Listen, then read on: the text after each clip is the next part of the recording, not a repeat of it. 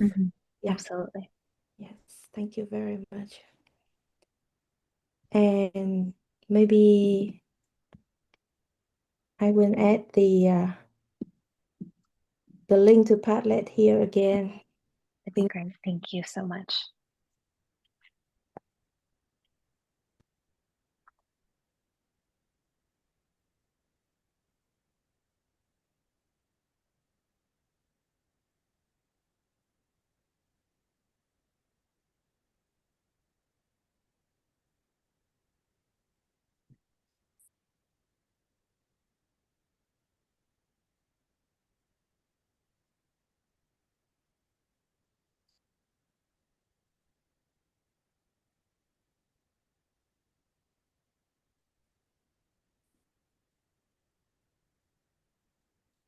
Hi, everyone. Thanks for joining us in the new Zoom room.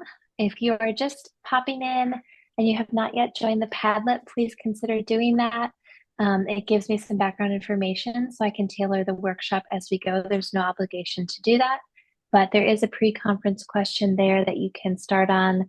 And it just asks about, tell me a little bit about yourself and what context are you teaching the language? Are you researching TBLT?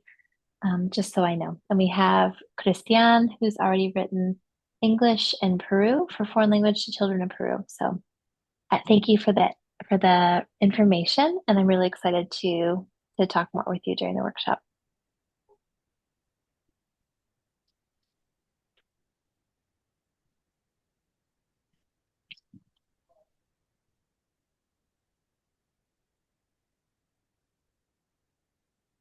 So maybe because we are behind the schedule already, Mhm. just go ahead and start. I will Sure. have a short introduction. So Okay. welcome everyone, and yes, welcome to today's workshop on task sequencing in action. I'm very excited and look forward to this session and delighted to introduce our workshop leader, Dr. Laura Gurzynski-Weiss. So forgive me if I pronounce it That's wrong, but perfect. okay. So she's a professor of second language acquisition in the Department of Spanish and Portuguese at Indiana University. And Dr. Gurzynski-Weiss will bring exceptional expertise to today's section because she's a leading researcher in instructed second language acquisition with particular expertise in task-based language learning and teaching. And she's the driving force behind the task-based language learning task bank that we are very familiar with, some of us here very familiar with, I believe, an innovative open access educational resource that connects teachers, researchers, and teacher trainers worldwide. So her research investigates task design, learner interaction, and the practical implementation of task-based language learning, making her ideally positioned to guide us through the complexities of task sequence. So today's section will focus on how to sequence multiple tasks effectively within TBLT, offering concrete examples for both task-based and task-supported contexts. And please join me in welcoming Dr. Gurzynski-Weiss, who will equip us with a practical framework and strategies we can implement immediately in our classroom. So without any further ado, the Thank you floor so is much, Anne. Thank you for the introduction. Thank you all for popping over to the new Zoom. Sometimes technology increases the complexity of all real life tasks. So we'll talk more about that during the workshop, but I'm so happy to be here. As already said, my research is situated within instructed second language acquisition. So how additional languages are learned in instructed contexts and what we can do to really maximize that learning. So I look at both the processes and the product. And as was already mentioned too, I research at the intersection of a couple different subdisciplines, so psycholinguistics, child bilingualism, and most importantly for today, task-based language teaching, which is my biggest passion as well. You can find out more about my work on my IU webpage. The web pages at IU right now are currently experiencing some technical difficulties, but I will make the PDF of all of these slides available at the end of the presentation, at the end of the workshop. So please feel free to explore any of the QR codes later on. Okay, So before we begin, I want to say thank you so much to the organization for the invitation. I'm so thrilled to be here with all of you on your Friday morning, and really just honestly appreciating all of you being here in person too. Honored and humbled to spend this time together. And I want to also say that although I'm part of IU, I'm also the current president of the IATBLT. Any synthesis and applications today are on my own and do not represent IU or the IATBLT. So any mistakes that I make are solely mine. So the workshop materials, the first thing that I'm going to ask you all to do is to please scan the QR code if you have a mobile device with you. It's not mandatory, but it's an interactive option because it is a workshop and because we're online. It will take you to a Padlet, and there are a couple questions on there. We had the first one already in the pre-conference time when we were getting on there. If you want to share a little bit about your context, and then you'll see throughout the workshop, I'm going to have interactive questions to answer. They'll be highlighted in pink along again with the Padlet QR code. So if you're missing it now, you're not going to miss it later on. And then the materials referenced throughout this, as well as the PDF, will be shared at the end of the workshop. So no need to take notes or worry about that. The objectives for the workshop this afternoon for me, or the morning for you, is we're going to make it a bit meta. We're going to make it a very large task. So we're going to have a pre-task phase where we review perspectives on task complexity and task difficulty. We're going to start with your own perspectives, then move into other researcher and teacher perspectives, and of course, the most important pedagogical applications of task sequencing and task difficulty. And I will explain why they're different, those two terms, in a moment, or review for some of you if you already know that.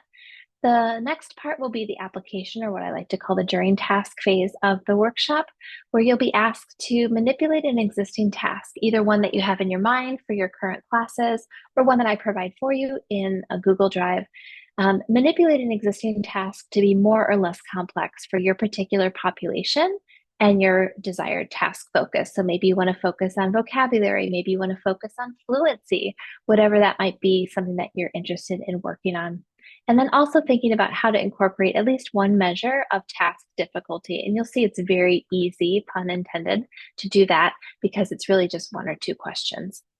And then finally, we'll move into the post-task phase of the workshop, where you'll look at your original notions of task complexity and task difficulty at the end of the workshop from the beginning, and kind of compare and see if you've made any changes. Not that I'm expecting you to, but just for interest's sake. And then share your own task sequence idea from the application part. So that way you can explore not only your own ideas beyond this workshop, but you can also explore other participants' ideas too and learn from each other beyond our time together. So let's get started. In the pre-task phase, reviewing the perspectives, first your own, then other researcher teachers, and finally the pedagogical applications of task sequencing.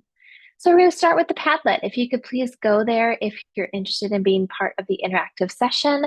In your own words, question 1, how would you operationalize or define task complexity and or task difficulty? So I see the Padlet and I can see your answers here on my secondary screen. How would you operationalize or define task complexity or task difficulty if you were talking to one of your fellow teacher colleagues or one of your administrators? How would you talk about that with someone? I'm going to refresh my screen so I can see your answers come in.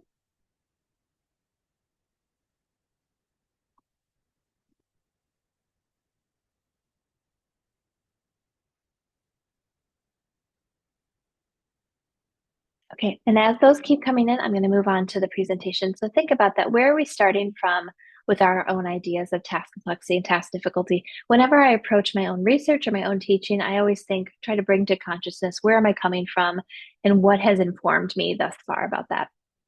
Oh, and the other thing I wanted to mention too is if you do decide to join the Padlet, use a name that you can track yourself throughout the session so that you can go back at the end and see if you've made any changes, or if you want to be able to find your comment later on, just make sure you pick a name that you will remember. So let's talk a little bit about TBLT before we get into the task complexity, just to make sure we're on all on the same metaphorical page. In TBLT, tasks, as we know, are central organizing units. They really create an optimal environment for meaningful language use, and they allow us to focus on linguistic constructions or form as a specific need arises within meaningful interaction. So we focus on meaning in TBLT and then on form as it arises, either preemptively or reactively, depending on the different framework that you're working in. If you're looking at Ellis, Long, Willis, etc. And TBLT really can prepare learners for successful communication in line with their goals, whether they have academic, professional, or personal needs with the language that they're trying to learn. And a TBLT task, when I talk about this, it's inspired by Ellis, Long, and Willis, and this is what we use on the TBLT task bank. So the first characteristic of a TBLT task is it has a communicative goal. So something like find out 3 things your teacher did over the summer, not create 3 sentences using the past tense. They both require those types of linguistic constructions, but the focus again is on meaning. The second one has a non-linguistic outcome. So with a classmate, compare your schedules, find a time to meet to review for this class versus with a classmate, talk about your schedules. There's this non-linguistic outcome. We're going to meet on Friday at 8:30 in the morning for this particular webinar, for example. Then there's a connection to real world language use. So listen to the conversation, determine who spilled the coffee on the carpet versus choose which verb fits better in the sentence. Both are cueing learners' attention to a specific part of the verb, in Spanish at least. But the focus again is on meaning. And then finally, there's usually a pre, during, and post task phases or a task cycle if you're following Jane and Dave Willis. So when it comes to task complexity and difficulty, it's important to remember that TBLT is both a research agenda and a pedagogical framework, and we really see that with these two notions, especially when it comes to task complexity.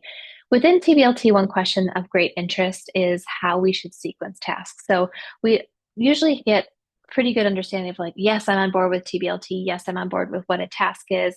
Now, how do I put multiple tasks together?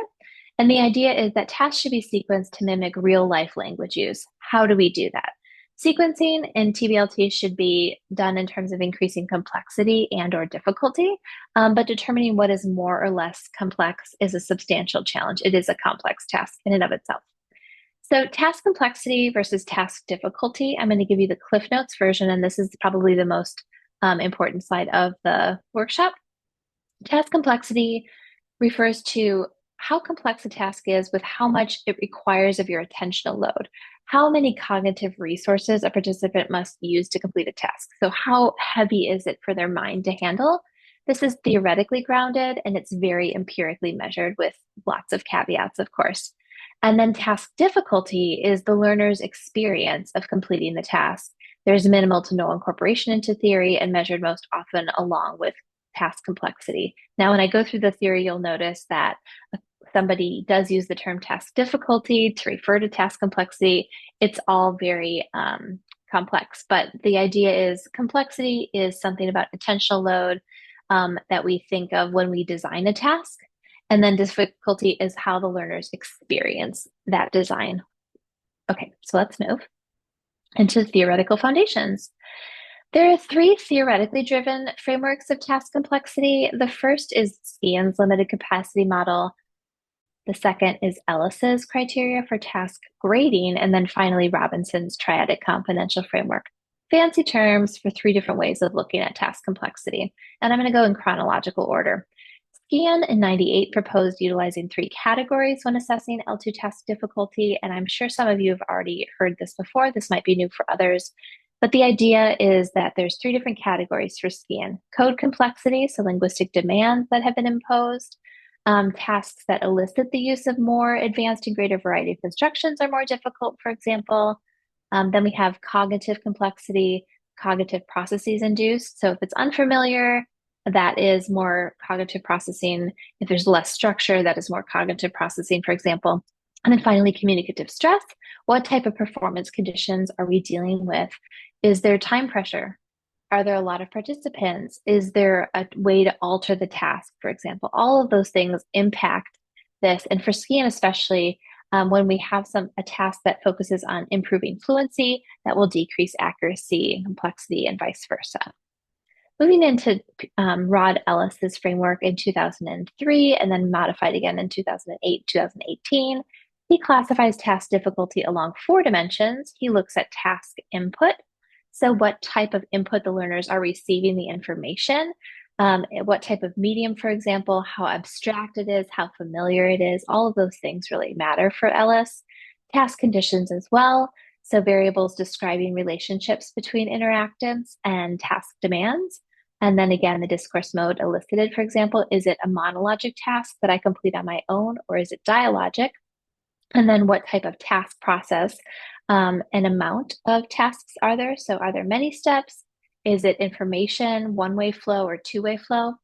And then finally, the task outcomes. What are learners asked to do to produce for their product? Is it an oral task? Is it pictorial? Is it closed or open? All of these things matter for Ellis. And then finally, for Robinson's triadic confidential framework, the fanciest name and the most complex complexity framework, he also chose three categories that determine what makes tasks more or less complex. In the term of task complexities, this is the most important and most researched part of it. He has a lot of different factors that determine the inherent cognitive demands of tasks. And that's the only basis for him understanding sequencing decisions. And then there's task conditions that influence interactional demands. And finally, task difficulty. How do IDs play a role? And for Robinson, it looks like this as well. This is from Robinson and Hilabert in 2007. You have the task complexity, this first part that I just mentioned as the most important, then task condition and task difficulty. This is the part where the task complexity that we're going to spend our time in today. You have it both on resource directing and resource dispersing, and I'm going to explain what that means in just one moment. So we start with something called resource dispersing and then resource directing. And so on the prior slide, it looks like here and then here. I like to break it down in terms of a much clearer chart. So the idea is first we manipulate here. We look to disperse learners' attention or get them to focus on the task in general. And then we manipulate their attention to specific directions, okay? So first we're gonna look at what types of factors can we manipulate to make a task more or less complex. So something with Robinson, without planning time is more complex. With planning time is less complex. This is also why I changed the chart from the prior one 排长照 because 有 the 我的 plus 名 and the 字 minus 的，on the oh okay because on this screen the plus and minus don't necessarily match with more or less complex. So if here we have less planning time, I'm sorry, if planning time is less complex and more and without planning time is more complex, it's a bit clearer, right? So if you have a single task, a few steps, independent steps, if you fail at one step, you can still go on to the next task. That all makes this less complex. Versus if there's a lot of things going on and students have no prior knowledge of either the structure or the content, it's going to be more difficult. It's going to be even harder for them if they have to do something in the future, past, or imagined zones versus like here and now, if they have to have reasoning or perspective taking. So all of these things make a task more complex. So for Robinson, this has been the by far most researched framework for task complexity. So this is where we'll spend our time today, unless you have a strong feeling for Scian or Ellis, you're welcome to do that as well. But I'm going to show you what this looks like in application. Okay, so for example, a first task in a sequence could look something like this. Maybe there's planning time for the learners. Maybe it's a single task with very few steps, all of which can be solved regardless of how they do on the prior step. There's very few elements, there's no reasoning, and they're talking about themselves, for example. And then you could make it a little bit challenging if you wanted to by just saying, okay, we're going to start this new task. They don't know what the task looks like, right? And maybe they're imagining themselves in the future. So that could be an example of task one. The second task in the sequence could look something like this. We remove planning time and we give them more than one task. But now they kind of know what to expect. So we give them a complication. Let's say, and I'll show you examples in a moment, but let's say we have task one, nope, with planning time, one task, but they're not quite sure what they're going on. And then the next task we give them, we take away the planning time and say, okay, now here's a second step on that. And I want you to work on this now with your partner, for example. So that's kind of what we think about using Robinson's framework.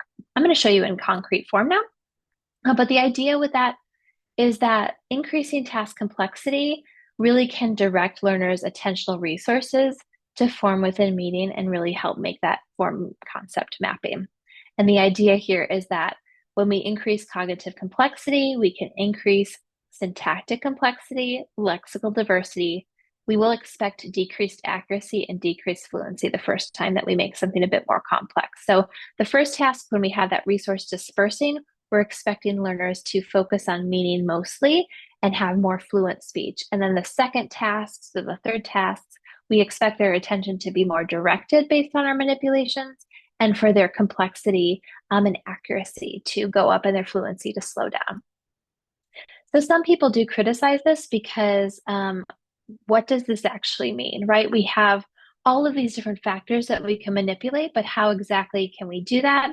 Because there are so many, it hasn't been a step-by-step process. People have kind of chosen, okay, I'm manipulating few items, I'm manipulating this, and it becomes really challenging. And there's a lot of criticisms about that. So I'm going to go through this a bit quickly. The idea here is that Andrea Reves and I have looked at, along with Baralt and Tavakoli and colleagues, that when teachers look at tasks for complexity, they focus a lot on language and on linguistic structure, and that's really not part of any of the framework. So that's something to consider. But for our purposes, let's look at the application. So how can all of these theoretical ideas of task complexity be applied in our language classrooms? And again, the idea of task complexity being attentional load and task difficulty being learners' experiences. How can we apply these ideas? It might look something like this. So I'm going to give you 3 different task examples that I've done in a domestic immersion program for Spanish here in the US on our Bloomington campus. The target task, or the end task, the third one, is that student pairs will interview potential suite mates and make a justified selection. So there's 2 rooms together. Each room has 2 people in it, and then they share a living room and a bathroom. So the first task is for the students to find a roommate, someone that will share their room with them at the university. This is considered to be a simple task along the considerations of planning time, for example. So they can think about, what kind of questions would I want to ask a potential roommate of mine? There's few elements because it's just open-ended and it's just you and one other person. So I write my questions to interview my potential roommate. My roommate asks her questions, and then we kind of go back and forth a little bit. So the first task is, I'm going to find myself a roommate where we have a good match. The second task in this task series was, let's make a roommate contract. Once you find someone that you think you would make a good roommate connection with, you write up a contract. So what are the rules for your room? Do you have certain time of day that the lights have to be out? Can you have other people come over? Can you have other people stay over? Can you make popcorn? It smells a lot in the room, something like that. So this was a more complex task. And if you look just at the 3 different things of planning time, elements, and how many participants, you can see the change here, right? So you have a written interview, questions beforehand, written mode at the same time with your roommate. So this one was ahead of time. This was a little bit less time. You have an added roommate complication. So it's not just about you now. Now you have to take into account somebody else's perspective, or maybe just have additional data.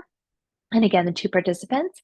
And then the third task is, okay, once you have your roommate contract, you need to find another pair to live with. It's not just a room of 2, but it's actually a suite of 2 rooms, 2 people in each room. So this is a more complex task, and they didn't give them any time to do this. You had to go out with your roommate and your roommate contract and say, okay, these are our rules. Who has something that kind of matches? There wasn't any planning time. There was a lot, many more elements, compiling all of the information, and there were 4 participants. So this is an idea of how to take some of those task sequencing, those task complexity factors into account and design a series of tasks. I'm going to give you 2 more examples just to make sure that we're really on the same page.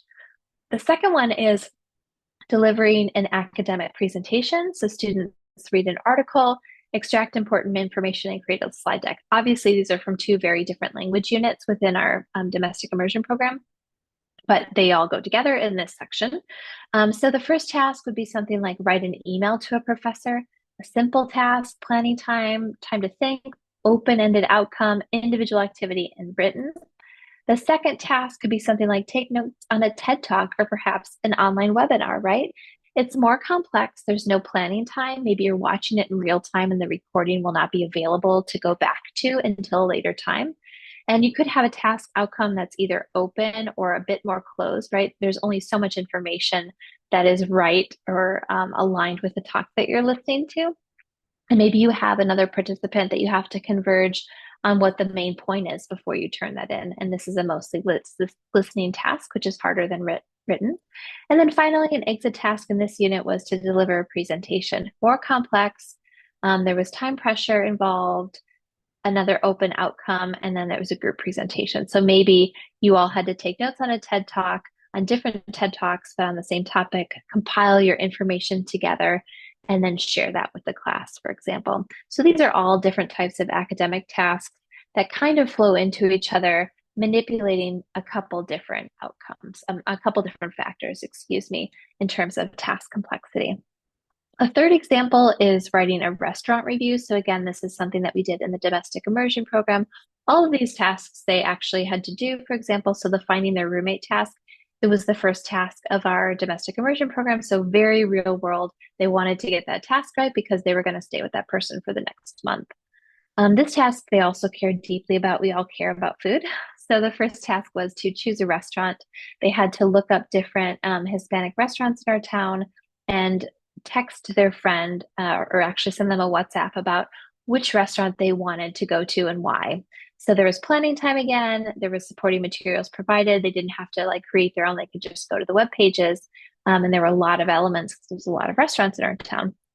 The second task was to practice ordering their food order. So once they decide which restaurant they were going to go to, they had to plan out or try out like simulating ordering their food in Spanish. Which item on the menu were they going to try?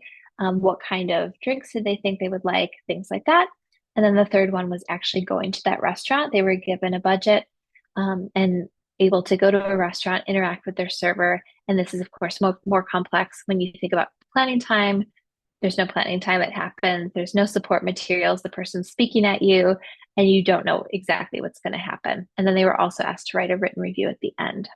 So I hope in these three concrete examples, you can see how you can manipulate a couple different of those factors, things like planning time, things like here and now, or like the present tense or future tense, for example, or written or spoken, many elements, few elements. There's a lot of different ways that you can go when it comes to task sequencing. But what I'm going to challenge you to do is to think about one or two when we get to that point. So that was about task complexity. Let's think a little bit now about task difficulty. So after each of the tasks that we had with our learners, we asked both the teachers and the students to complete a quick survey, and we asked them three different measures of task difficulty. The first one was about, I think this task was how difficult? Very easy, a little easy. I think it was easy, very easy, easy, not easy or hard, difficult or very difficult. I think this task was what in terms of difficulty. And then we also asked them how much effort it required. This task required no effort all the way to extreme effort. And we also asked them how much time they thought each task took, because there's a lot of research that I didn't go over today, but there's a lot of research that says tasks that are more cognitively demanding, students feel that they take a lot longer than they actually do. And tasks that are less cognitively demanding, students think they're really fast and easy when they actually spent more time on them. So the Likert scales were adapted from Sasayama and Robinson, and then the time estimation, the question was from Baralt's studies. And then we also had additional comments, for example, explaining the ratings. Do you want to say anything about this task, for example? I've also seen task difficulty measured in terms of like, give me an adjective to describe this task or three adjectives to describe your experience with this task. There are different ways to measure learners' task difficulty. But what we liked about the way we did it was that both teachers and students were surveyed, and the teachers were asked to actually clock how much time the students took. So what was the fastest student? What was the slowest student for that particular task? And then what was an average? So we had students' impressions, then we actually had the objective data as well. So that was our pre-task phase of this workshop. We're now going to move into the application part. So I'm going to ask you to use that information to manipulate an existing task to be more or less complex for your context and needs, and then incorporate at least one question on task difficulty. So if you have a task that you're thinking about for your own language classes, I want you to think about what that task looks like. Does it have planning time?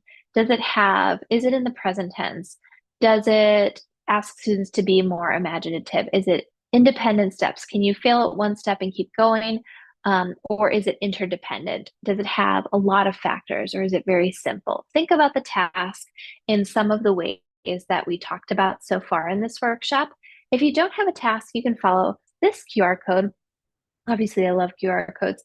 I have a Google Drive where you can look at some of the example tasks. They're at the end of each of the open access Let's Talk tasks from John Benjamin's in the task journal. They're again at the end of each of those articles.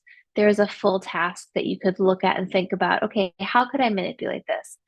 And the questions I have here that you could answer on the Padlet for question 2 is what are your goals for using this task? How do you want your learners to be able to engage with it? What is a non-linguistic outcome that you're interested in? Obviously, if it's given to you already in the provided tasks, you don't have to answer that. But if it's your own task, think about what that is. What kind of skills do you want your students to practice? So do you want them to be more into fluency and speaking well, or do you want them to be more in terms of complexity or accuracy?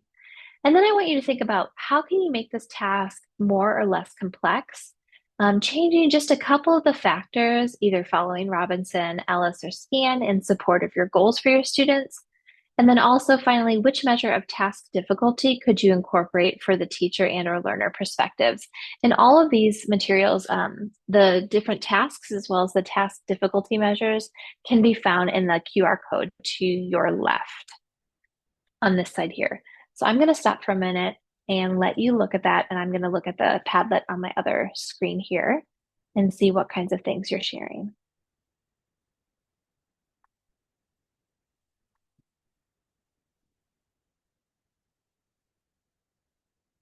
Great. So we are now at during workshop question 2. Tell me basically a little bit about your task.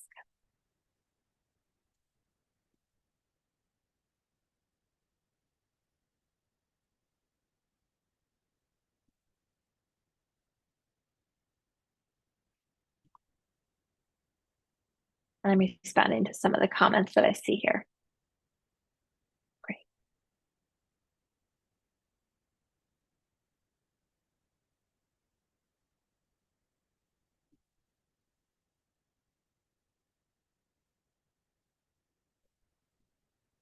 I know we started late, so I'm going to keep going. Just in the interest of time to make sure we have time for questions. But this will be available to you. I know the recording will be available. The Google Drive will stay open as well as the Padlet. So I'm happy to keep engaging with you on one-on-one. If you add your information to the Padlet, I'm happy to keep giving you feedback there if you'd like at a later time. So I'll keep going.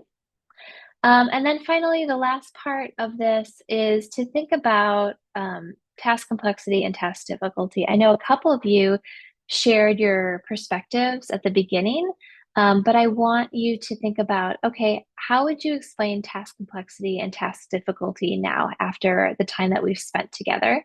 And you could answer that on the Padlet or just hold that in your mind. And then how does your pre-workshop idea compare with the ideas that you have now? And then I'd also ask if others use the Padlet at a later time, maybe take a minute and peruse the work of your colleagues and see what can we learn from each other? What kinds of ideas are there for task complexity and task difficulty that maybe align with the research ideas of Robinson, Skian, and Ellis? And maybe we have some new ideas that would be really worthy of researching in our language classrooms and trying out.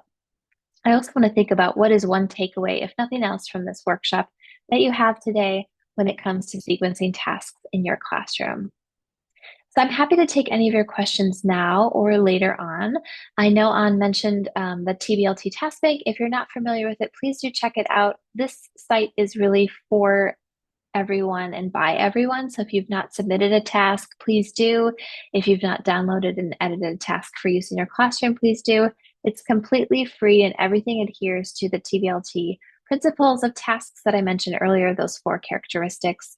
And then everything from today, including the PDF of the slides, all the supporting materials and the link to the Padlet can be found at this link. And then there's also a part on the Padlet under question 5. This is for Viet TBLT, as well as the IATBLT and anyone else. But what kinds of workshops would you like to see? What kinds of questions do you still have about TBLT so that we can keep coming together and learning together as a community? Thanks so much for your time, and I'm happy to take your questions.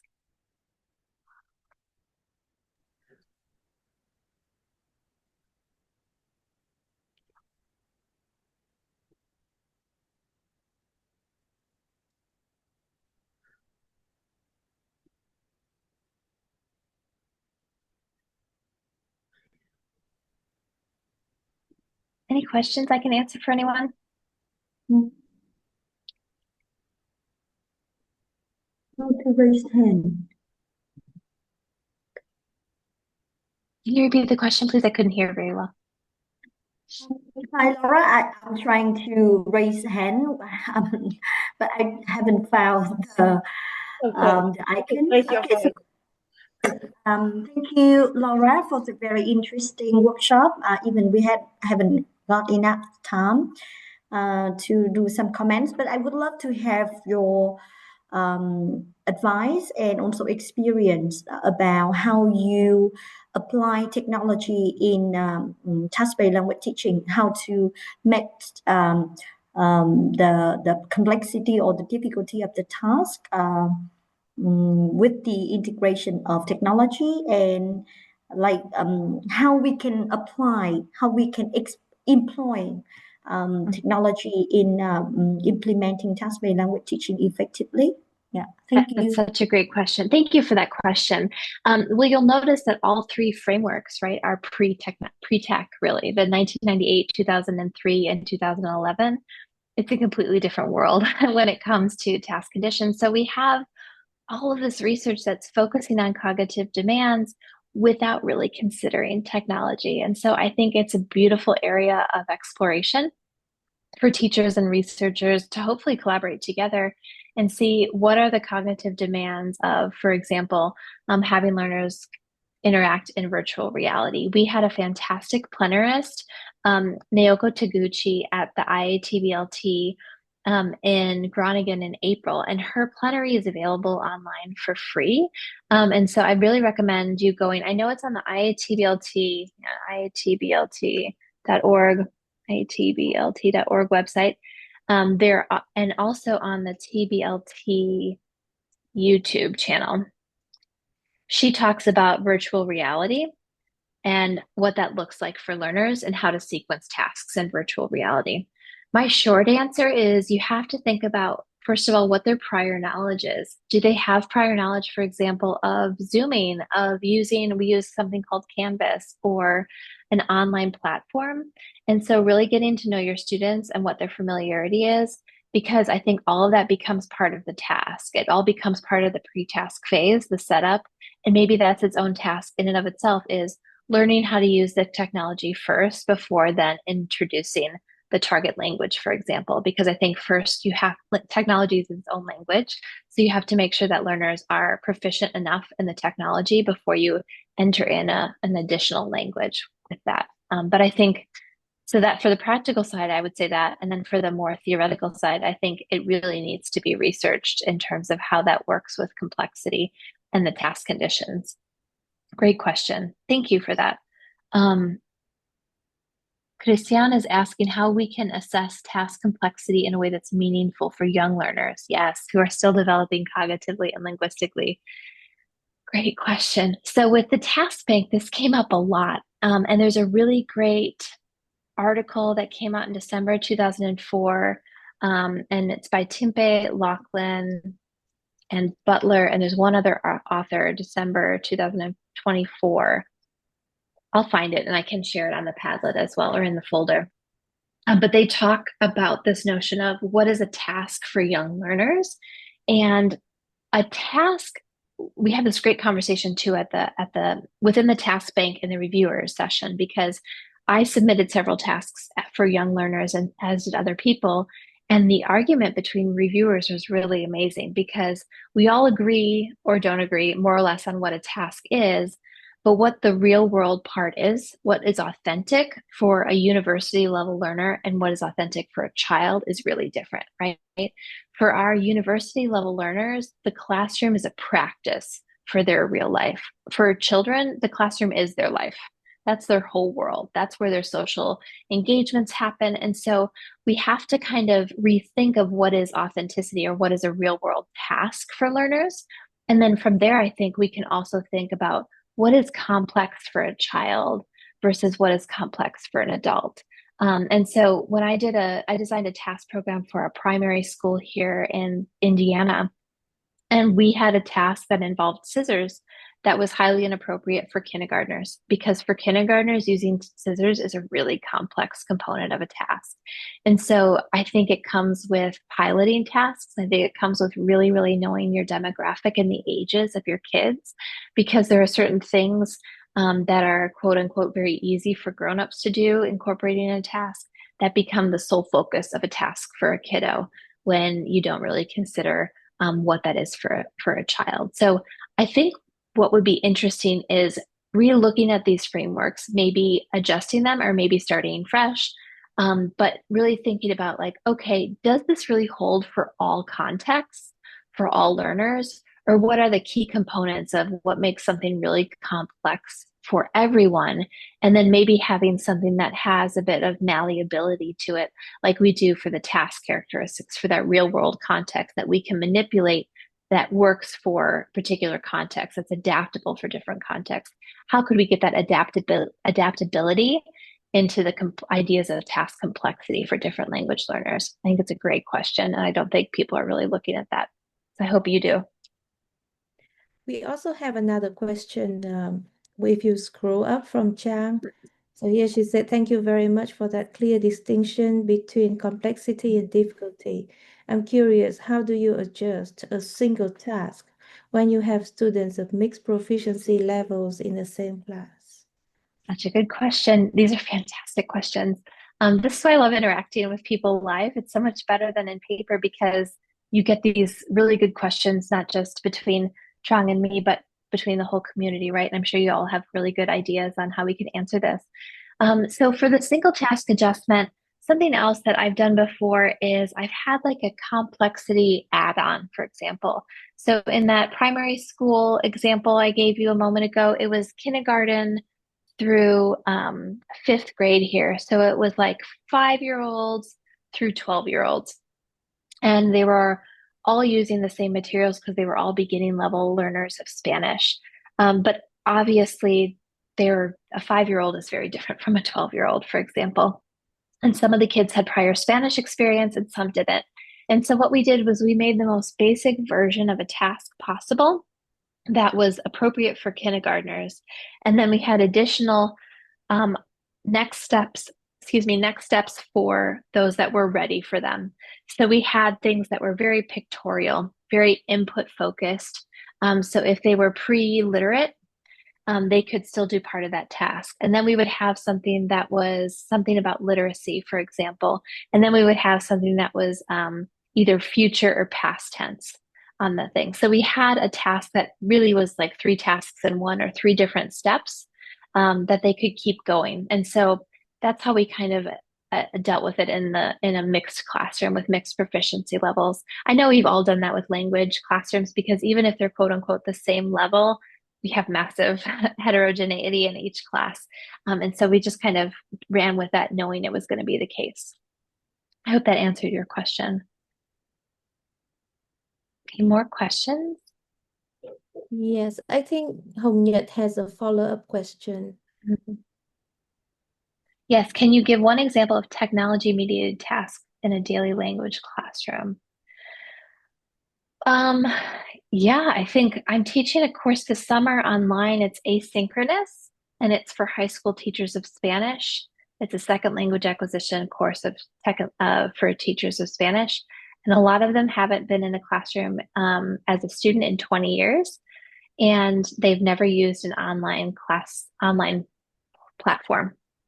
And so they teach with a textbook and it's paper, and they do worksheets, and I'm asking them to be on something called Canvas on our online website. And so that's been a great example of technology mediated tasks, because I had to start teaching them Canvas and Zoom and how to voice thread and how to respond to discussion posts. And so all of that, I think, is a good example of what a technology mediated task could be. Other ones I've done in more traditional language classrooms with like beginning language learners is looking for an apartment, or looking to how would they get on the metro from one place to the next, for example, or take a bus, or look up the map from our classroom to the library, for example. So you can use technology in that way. That's not technology for tech's sake, but it's real life use that they would actually have to do, or set their phone in the target language and follow the directions, for example. Just make sure you can find them again if they if they do get lost. I like to do it in a big open space. But those are some examples that I've done. Can I have a question? Because Sure. this question comes up a lot when we have our community of practice and we work with teachers, and a lot of teachers are concerned about language focus in task sequence. Like when can we jump in and add language? Uh, yeah. So can you talk a little bit about it and like some perspective and how to deal with that? How to Absolutely. and task together? So TBLT, even if it's like a strong version of TBLT, is not language adverse, right? We know the ultimate goal is to get our learners speaking and interacting in the target language. So you can do it in several different ways. If you follow Ellis, for example, I'll just give two different versions, Ellis and Jane Willis. So Rod Ellis's has more of an option of either in the pre-task phase or in the post-task phase. You could have it preemptively. So maybe in that pre-task phase, if it's something new or something that they were supposed to learn at home before coming to class, that's a great place to put some intentional focus on form. You could model what they're supposed to do and then ask them, okay, here's a video of whatever we're about to do, right? Or two friends trying to meet for a coffee date. Let's watch the video and see what they say.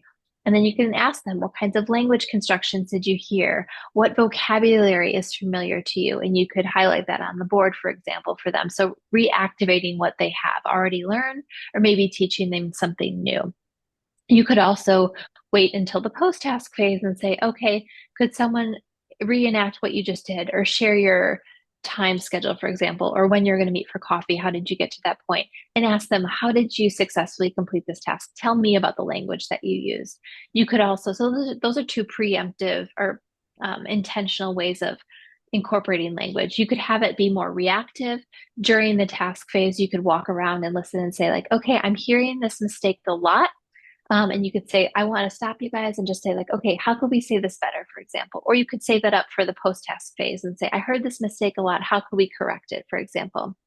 If you were doing something more like a Jane Willis task cycle, she has an intentional focus on form at the end. There's a language analysis part. So you have the pre-task phases, you have the task cycle where learners do the task, they plan, they report to others, they report to the class, and then they have a linguistic analysis part. So it depends on how important the explicit language focus is to you and what makes you most comfortable as a teacher, where you want to put that. But you can absolutely have that as part of the task. It's not the focus part of it, but it's a great classic question. And I think it also can kind of depend each class that you have and each type of learners. Some are really uncomfortable if they don't talk about it at the beginning, and others are fine to just go with it and they are fine recapping it at the end. But it depends on what kind of anxiety you have with your learners or what kinds of learning styles. Great question. We have another one, a long one in the chat. I see it. Okay, as language teachers and material designers are often constrained by time and structure. Yes, 50-minute lesson or set of materials. How can you share your perspectives on how task complexity plays out in each context? How does task complexity look like in a course? How should tasks or task-based activities be sequenced in an instructional materials packet? Fantastic question. And this is the big question, right? Because we have tasks, we have task sequences, and then we have the course, right? So I think about backwards course design a lot. And so I think about where do I want to get my students at the end of this semester, for example, if we're using a 16-week semester as an example, what do they need to be able to do at the end of this class? And then from there, I think about, okay, this is like an exit task. The ideal scenario, if we all could do it, right, would be a needs analysis. What do they need for this particular course? What are they coming in with for the prior course? Where are they going next with the next course or next courses? But where does this fit in the bigger picture? So I start very zoomed out. Where is my course? What happens before? What happens after? And then what do I want them to be able to do out of this? I just did a really great backwards course design institute here at IU where we unpack this basically. And I had an introduction to Hispanic linguistics class. What are my goals? My goals are for students to be able to have linguistic analysis tools in each of the main areas of linguistics and to be able to do it all in Spanish, for example, and use Spanish as both the medium and the focus of instruction. Then I go for each of those units. I'm like, okay, I have 5 units, for example, that I really want to talk about in this class, and I have 16 weeks. So let's break that up. So it's basically 2 weeks per topic or 3 weeks per topic, I guess, 3 weeks per topic. And then I think about, okay, each topic, what is the main task I want them to be able to do? So for phonology, I want them to be able to do this type of project, for example, or for morphology, I want them to be able to do this. And then I design that sequence of tasks based on that. Okay, if this is the end task that I want them to be able to do, what are easier tasks that will scaffold or get them to that end point and kind of break it down from there. And then when I get down into that nitty gritty, being like, okay, here's my 2 weeks, it's my end task, here are some kind of midway points, then I kind of think about what are the task factors? Do they have planning time? Do they have a lot of steps? Things like that. So I think big picture and then go in as best you can when it comes to that and then keep refining. I think getting people getting their opinion, getting students opinions on the tasks, piloting the tasks, maybe doing that learner difficulty questionnaire is really, really helpful because I think it is really difficult to design a course at all. I think designing a task-based course seems really hard, maybe the first time you do it, but it gets easier and easier. And it is so rewarding during the semester because you have so much flexibility. It's not about this type of worksheet and this. It's like, okay, this is our goal. And this is kind of my roadmap, but I'm going to adjust a little bit, unlike the metaphor of like, oh, lane closure here, oh, construction here. We're just going to adjust a little bit, but you have resources that are not just yours, they're real world. So a lot of websites I use for linguistics courses, for example, or apartment searches for language classes, things that you don't have to constantly create or rely on a textbook for, so you can adapt quite quickly as needed. Thanks for that question. And then the next one is from Christiane. When it comes to planning time, much of it's related to writing something. Could the writing something turn planning time into writing tasks? It could. You could also have them do an idea bubble, for example, or just think about something. You could give them predetermined index cards or something that they could order and put in order, like a Padlet, for example, or a Google Doc, and say, I want you to put these in order of most importance, for example. So it doesn't have to always be something written out. You also could have them do that as a pre-task at home. So the planning could be at home. Maybe they do a pre-task prep at home and they jump into the task and once they get to the classroom. So they're not always spent writing because that does take a lot of time. And as Hui said with the time and structure, we don't want to waste. I don't want to say waste. We don't want to overly use the time that we have in class when it's writing and quiet, right? Wow. Cool. Thank you so much, Laura. And so sorry again for the technical issue. Not at all. That's life technology. And if anyone doesn't know, apparently if you get removed from a Zoom room, your whole IP address gets removed. You can't go in with different computers or emails. We tried everything, but we're here, and I'm so grateful that you all found us again. Please do keep in touch. Send any questions that you have via email or on the Padlet. I'd love to hear how you're using tasks in your classroom and task sequencing, and also hear how we can keep serving the community on the task bank. I really appreciate your time and the invitation. Thank you. Thank you. Thank you.